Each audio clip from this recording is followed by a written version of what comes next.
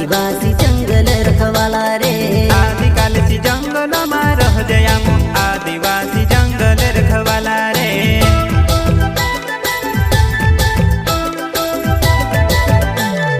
चल जंगल जमीन काज पूजे रे आदिवासी दुनिया ने रखवाला रे। बाप देव खतरी काज पूजे रे आदिवासी सबसे निराला रे।